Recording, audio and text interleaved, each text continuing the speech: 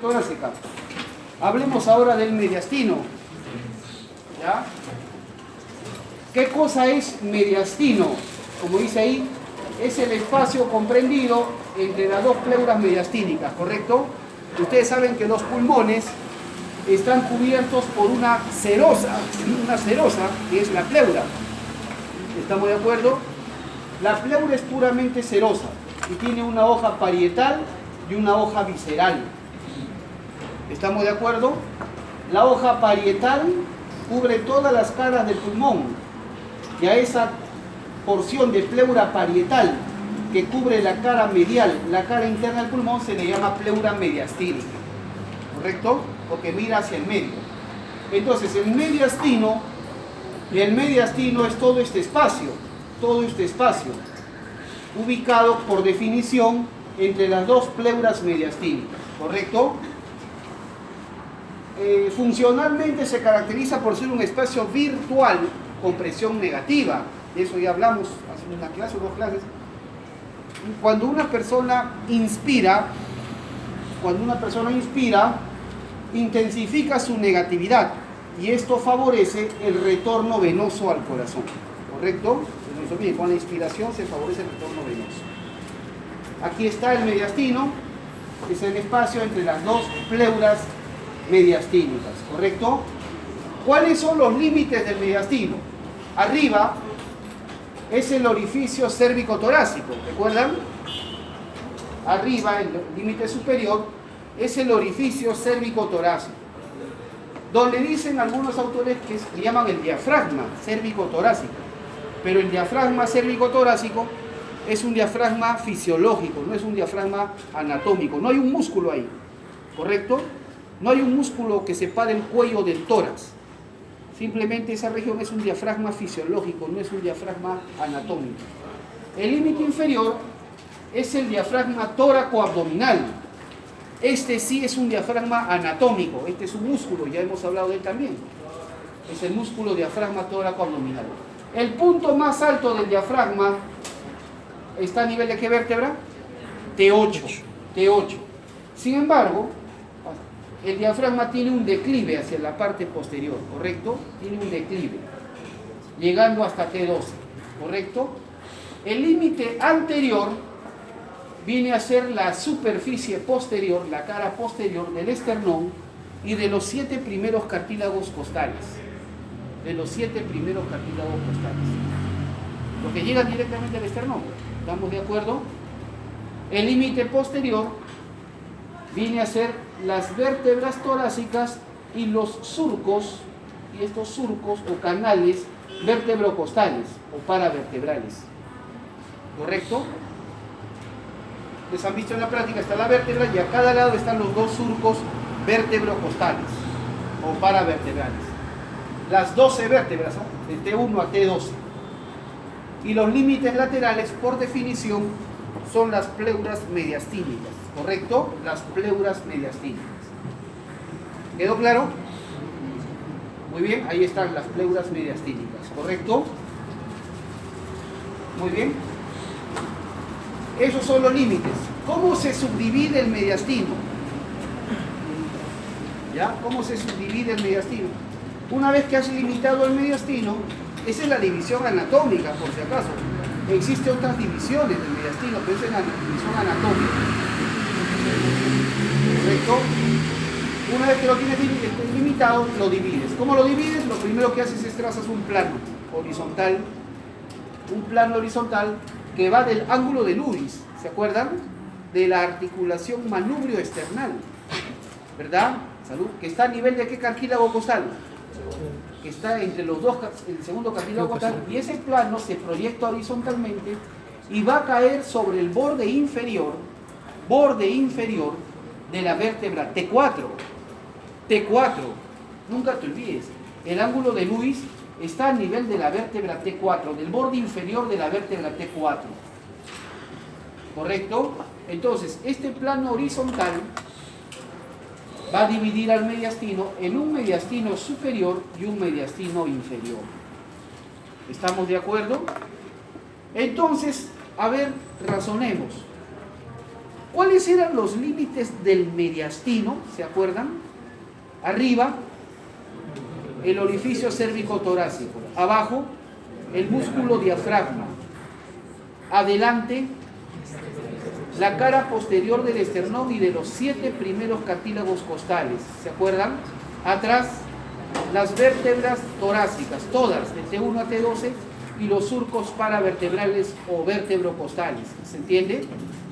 Y laterales, las pleuras mediastínicas. ¿Correcto? Esos eran los límites del mediastino. Ahora lo hemos dividido. ¿Cuáles serán los límites del mediastino superior?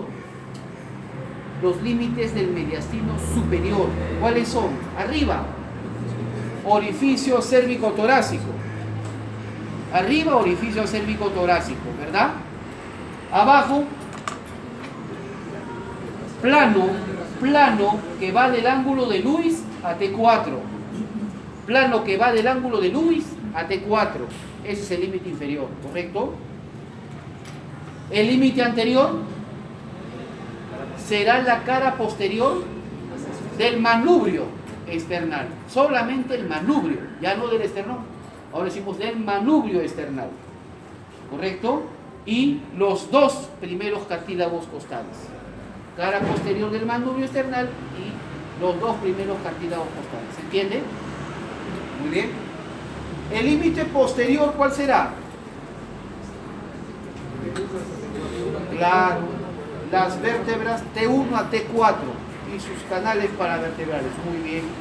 Las vértebras T1 a T4 y los canales paravertebrales. ¿Quedó claro? Muy bien. ¿Se entendió? ¿Y los límites laterales? Las pleuras mediastínicas. Siempre, para todo mediastino, siempre los límites laterales son las pleuras mediastínicas por la definición. ¿Estamos claros? Muy bien. ¿Cuáles serán los límites del mediastino inferior? Arriba, plano que va del ángulo de Lewis a T4, ¿verdad? Abajo, músculo diafragma, ¿correcto? Adelante, cara posterior del cuerpo external, y cartílagos del segundo al séptimo. Pero ¿cómo? ¿No dije arriba que también era el primero y segundo? ¿Por qué repito segundo? Porque acuérdate que el segundo cartílago costal está justo a nivel del ángulo de Lewis. O sea, tiene una mitad superior en el mediastino superior y una mitad inferior en el mediastino inferior. ¿Estamos de acuerdo? Porque el segundo cartílago está justo a nivel del ángulo de Lewis. Tiene una porción en el mediastino superior y una porción en el mediastino inferior. ¿Quedó claro? Del segundo al séptimo cartílago. Atrás, vértebras torácicas. ¿Cuáles? Será de T5, básicamente, T5, o una pequeña porción de T4 si quieres, hasta T12. ¿Estamos de acuerdo? Hasta T12 y sus canales paravertebrales. ¿Quedó claro? Bien. ¿Y límites laterales? Pleuras mediastínicas. ¿Quedó claro? Esos son los límites del mediastino inferior. Entonces ya sabes, ¿quién divide el mediastino superior del inferior? El plano horizontal que va del ángulo de Lewis a la vértebra T4. Ahí está. Ahora, en el mediastino inferior, la estructura más voluminosa que vas a encontrar es el saco pericárdico. Y acá no está. Es el saco pericárdico que contiene al corazón y a la porción inicial de los grandes vasos. El saco pericárdico. ¿Estamos de acuerdo? El pericardio, que envuelve al corazón y a la primera porción de los vasos, de los grandes vasos. Una pregunta. El saco pericárdico, el corazón, en el mediastino inferior, ¿está en qué mitad? ¿En la mitad anterior o mitad posterior? Ocupa la mitad anterior. ¿Estamos de acuerdo? En el mediastino inferior, el corazón y el saco pericárdico ocupan la mitad anterior. No está en el medio, ¿correcto? Es cierto que pertenece al mediastino medio, como lo vamos a ver ahorita, ¿correcto? pertenece al mediastino medio, pero no porque esté en el mediastino medio significa que esté en el medio, y ha sido pregunta de examen, ¿no? El saco pericárdico y el corazón están en la mitad anterior del mediastino inferior. ¿Quedó claro? ¿Se entendió? Muy bien. Entonces, el saco pericárdico va a presentar o se va a observar en él su superficie anterior y su superficie posterior. La superficie anterior y la superficie posterior del saco pericárdico, o más precisamente del pericardio fibroso, como vamos a ver a continuación. El pericardio tiene, a diferencia de la pleura solamente es serosa. En cambio el pericardio es fibroceroso. Tiene una porción fibrosa externa y una porción serosa interna. Es diferente el pericardio. Entonces, si estamos hablando de la superficie, hablamos del pericardio fibroso. La superficie anterior y la superficie posterior del pericardio fibroso dividen al mediastino inferior en tres partes. Mediastino anterior, mediastino medio y mediastino posterior. ¿Estamos claros? El mediastino anterior, medio y posterior son subdivisiones del mediastino inferior. ¿Estamos de acuerdo? ¿Quedó claro? No lo olviden. Miren el tamaño del mediastino anterior. Es extremadamente pequeño. El mediastino anterior es prácticamente virtual. ¿Correcto? Muy bien. Es el mediastino más pequeño, el anterior. El mediastino más pequeño es el anterior. ¿Correcto? Muy bien. Entonces, para que nunca te olvides, el mediastino se divide en mediastino superior e inferior. ¿Por quién? Por el plano que va del ángulo de Lewis al borde inferior de la vértebra T4. Y el mediastino inferior se subdivide en mediastino anterior, mediastino medio y mediastino posterior. ¿Verdad? ¿Por quién? Por la superficie anterior y posterior del saco pericárdico. ¿Estamos claros? Muy bien. Ahí está. Entonces, ¿ven?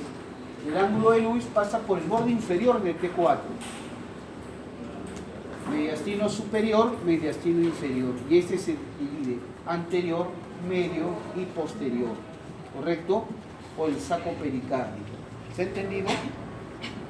Observa entonces, ya vas conociendo algunos detalles, ¿no? A nivel del ángulo de Lewis hay una serie de reparos anatómicos. Los más conocidos, por ejemplo, ¿qué reparos anatómicos hay a nivel del famoso ángulo de Lewis? Primero, la articulación manubrio-esternal. ¿Qué más? El segundo cartílago costal.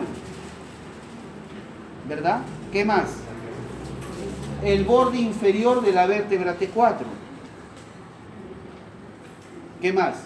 El límite superior de la región mamaria, que ya hemos hablado de región mamaria. ¿Verdad? Separa la región mamaria de la región subclavicular. ¿Verdad? ¿Qué más? Se divide el mediastino en superior e inferior. ¿Correcto? Entonces, el ángulo de Lewis es siempre muy importante. Hay muchos reparos anatómicos. Lo primero que decimos, ángulo de Lewis, lo primero que viene a la cabeza, articulación manubrio-esternal. ¿Verdad? Articulación manubrio-esternal. ¿Qué más? Luego, decimos borde inferior de la vértebra T4. Segundo cartílago costal. ¿Verdad? Segundo cartílago costal. Límite superior de la región mamaria. División del mediastino en superior e inferior. ¿Qué más? Aprovechando este esquema. ¿Qué más? Cara superior o límite superior del saco pericárdico. Límite superior del saco pericárdico está a nivel. El saco pericárdico arriba llega hasta el ángulo de Lewis. ¿Correcto? Algo más, división de la tráquea. Bifurcación de la tráquea en dos bronquios. ¿Correcto? Y así, una serie de reparos que vamos a ir descubriendo. ¿Estamos de acuerdo? Muy bien, doctores. Entonces, vamos a ir de frente por un tema, digamos, de premura de tiempo y por el examen de células. Voy a empezar con el mediastino más complicado por la cantidad de nombres. El mediastino medio, con el corazón. ¿Ya? El mediastino medio. Para empezar, a ver, antes de eso me estaba olvidando, a ver. ¿Cuáles son los límites? Cuéntenme ustedes, ¿cuáles son los límites del mediastino anterior? ¿Cuáles son los límites del mediastino anterior? Arriba, plano que va el ángulo de Luis a T4, ¿verdad? Abajo, músculo diafragma, ¿correcto? Adelante, cara posterior del cuerpo esternal y cartílagos del segundo al séptimo, cartílagos costales, el segundo. Y atrás, superficie anterior del pericardio fibroso. ¿Estamos de acuerdo? ¿Se entendió? Muy bien. ¿Y límites laterales? Pleuras mediastínicas. ¿Estamos de acuerdo? ¿Cuáles son los límites del mediastino medio? Arriba, plano que va del ángulo de Luis a T4, ¿verdad? Abajo, músculo diafragma. O sea, el mediastino anterior, medio y posterior comparten el límite superior e inferior. Y todos los mediastinos, ¿cuál es el límite en común que tienen?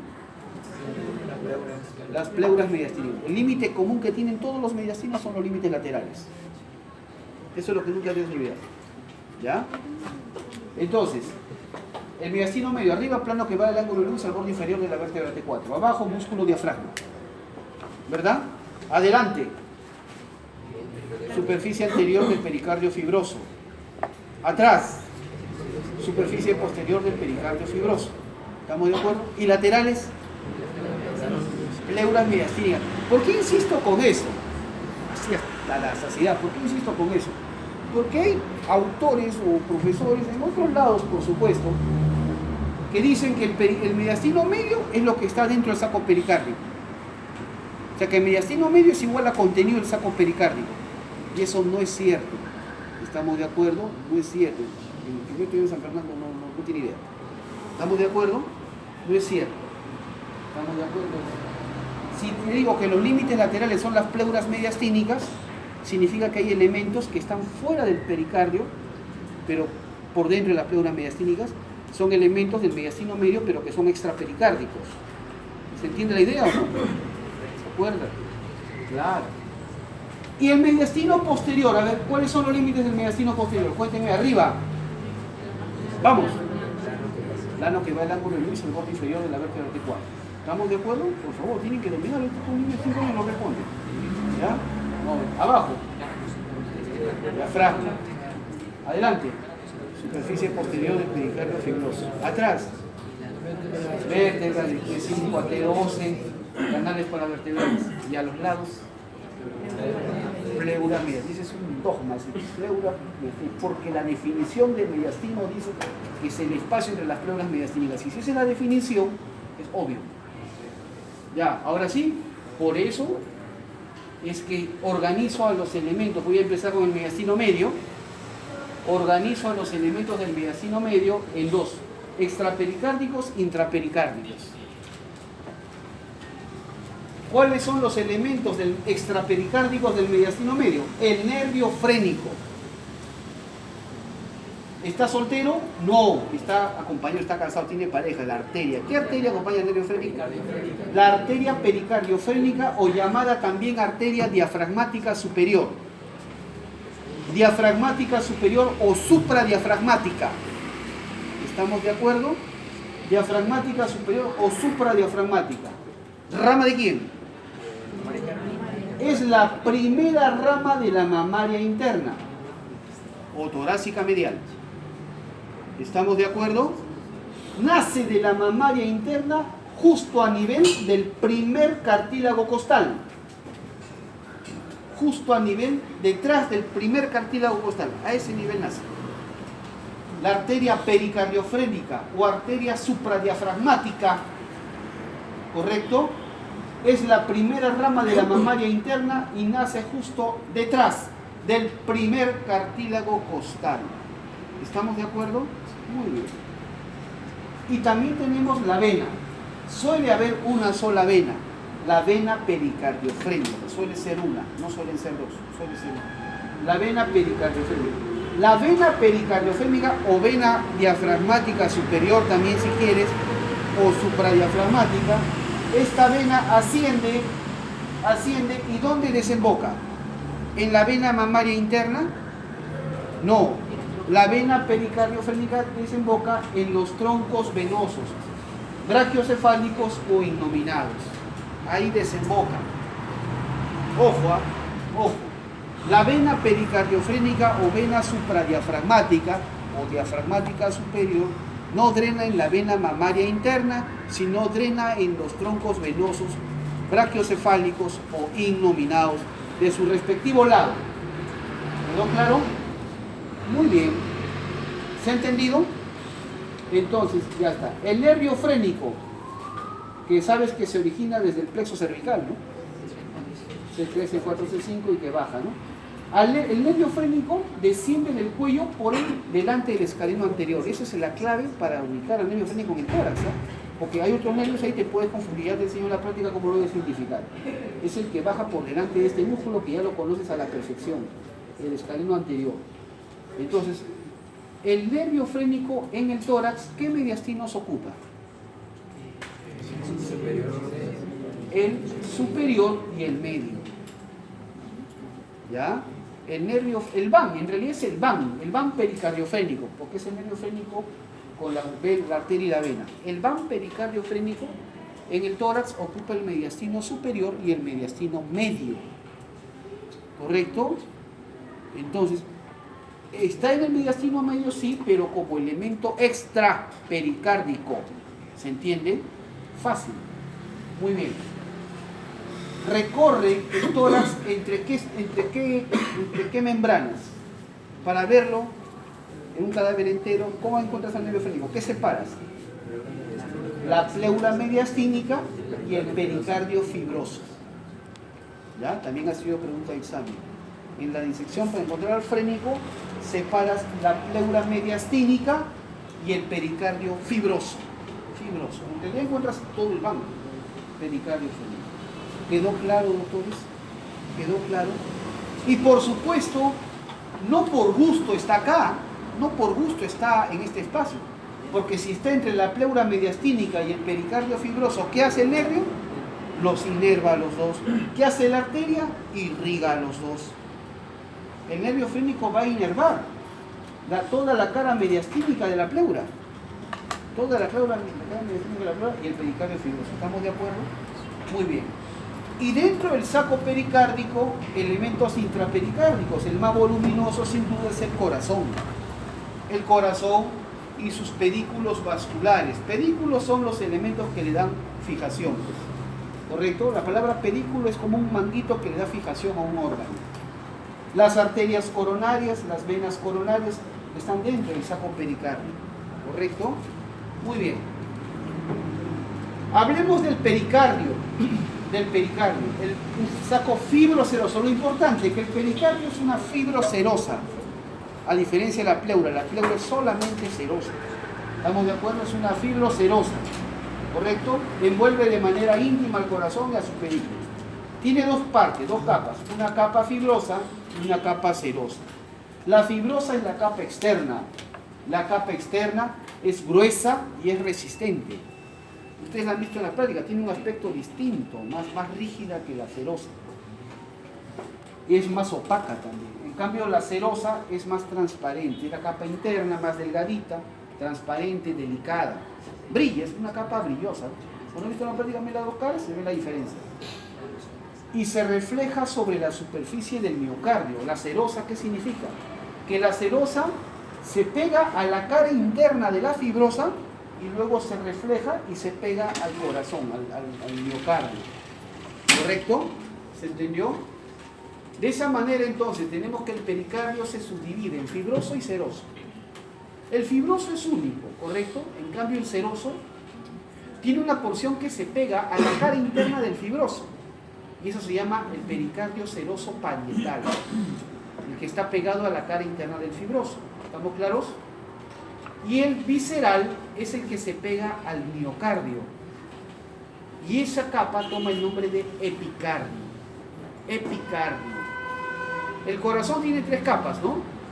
Epicardio, miocardio y endocardio. La capa que cubre por dentro las cavidades, las aurículas, los ventrículos, es el endocardio. ¿Estamos de acuerdo? La capa muscular que le da la fuerza contráctil al corazón se llama miocardio. pero la capa que cubre por fuera, por la superficie, cubre al miocardio es el epicardio. ¿Y de dónde viene el epicardio? Es el pericardio seroso visceral. ¿Se ha entendido? Muy bien. Y entre estos dos está presente el espacio pericárdico. Es el espacio pericárdico, es el que está entre los dos. Entonces, esto el doctor Correa lo pregunta con bastante frecuencia, siempre lo ha puesto. El espacio pericárdico se localiza entre el pericardio fibroso y seroso. ¿Eso es verdad? No, es falso, no está entre el fibroso y el seroso. El espacio pericárdico está entre las dos hojas de pericardio seroso. Esa es la respuesta, entre las dos hojas de pericardio seroso. Está entre el pericardio seroso parietal y el epicardio. Está entre el pericardio seroso parietal y el epicardio, o pericardio seroso visceral. ¿Estamos de acuerdo? ¿Quedó claro? No lo olviden, el espacio pericardio. Aquí en un esquema vemos más oscuro, más grueso el pericardio fibroso. Observa que el pericardio fibroso no está presente en la cara inferior del corazón. Lo hemos visto en la práctica. Cuando sacas el corazón y ves el pericardio seroso abajo, cortas el pericardio seroso, ¿qué encuentras? ¿Qué hemos visto? El centro frénico del diafragma. ¿Correcto? Entonces, no hay pericardio fibroso en la cara diafragmática del corazón. Ahí está ausente. En cambio, pericardio seroso sí está en todas las caras. ¿Se dan cuenta? Y el pericardio seroso tiene una hoja parietal que se pega a la cara interna del pericardio fibroso, y tiene una hoja visceral que se pega al miocardio. Esta hoja visceral se llama pericardio seroso visceral o epicardio. Y acá se define el espacio pericárdico. ¿Lo ven? El espacio pericárdico entre las dos hojas de pericardio seroso. ¿Estamos claros? Muy bien. Las hojas parietal y visceral del pericardio seroso forman un saco cerrado llamado espacio pericárdico, que contiene, ¿cuánto es la cantidad normal de líquido pericárdico? Suele ser constante, es de 20 a 50 centímetros cúbicos, o 20 a 50 milímetros. No depende del peso de la persona, como si depende, no depende del peso, como si depende de la cantidad de líquido pleural. Seguramente pulmones les he dicho cuánto es el volumen normal de líquido pleural, y eso depende del peso de la persona. En cambio, el líquido pericárdico no depende, eso es una cantidad constante, 20 a 50 centímetros cúbicos de líquido pericárdico. ¿Para qué sirve el líquido pericárdico? Evita la fricción entre las capas, porque el corazón es un órgano que anda en intenso movimiento, ¿correcto? Muy bien. Permite el bamboleo del corazón, ¿estamos de acuerdo? ¿Cómo es el líquido pericárdico en condiciones normales? Debe ser fluido, no debe salir espeso ni cosas por el estilo. Debe ser claro, transparente. Bueno, no tanto como transparente, medio color, un amarillo claro, color pajizo. Ese es el aspecto normal. Líquido ceroso. El líquido ceroso es amarillento, amarillo claro. ¿Correcto? Por ejemplo, amarillo citrino, amarillo intenso es el líquido peritoneal. Eso lo van a ver más adelante. Espacio pericárdico. ¿Quedó claro? Ahí está. Este espacio pericárdico se puede llenar con alguna sustancia anómala. Se puede llenar con algo que no debería estar ahí. ¿Estamos de acuerdo? ¿Cómo qué? Como sangre, como pus. ¿Me dejo entender? Aire, no creo. Pero aire se llena el espacio pleural, pero esto no. Sangre, pus, o simplemente por un derrame pericárdico, una excesiva cantidad de líquido. Hay patologías infecciosas que producen una excesiva cantidad de líquido. ¿Me dejo entender?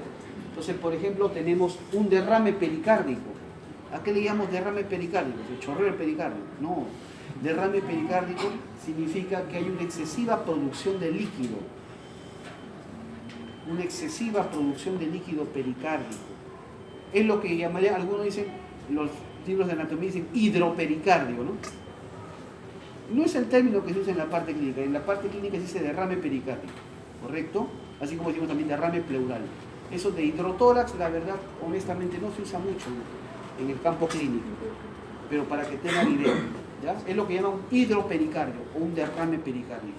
Excesiva cantidad de líquido. ¿Estamos de acuerdo? Por patologías, ¿correcto?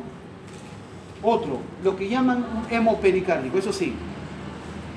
En anatomía y en la parte clínica quirúrgica se llama hemopericardio, eso sí, todos están de acuerdo. Hemopericardio, cuando hay presencia de sangre.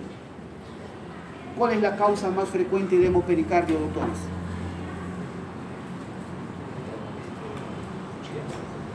No es lo más frecuente, ¿acaso todo el mundo le han metido cuchillos en el corazón?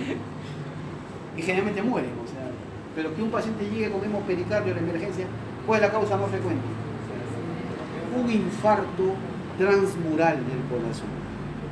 Un infarto que haya perforado, roto la pared cardíaca. En un infarto se muere el tejido cardíaco, ¿me dejo entender? Y cuando el infarto agarró el espesor de la pared, se raja la pared del corazón. Se raja la pared del ventrículo y la sangre del ventrículo sale al espacio pericárdico. ¿Me dejo entender? Es un paciente que viene por un hemopericardio agudo, lo primero que tengo que hacer es un electrocardiograma y salvar el infarto. El hemopericardio lo puedo hacer esperar, lo que no puedo hacer esperar es la parada cardíaca. ¿Se entiende la idea? Bien.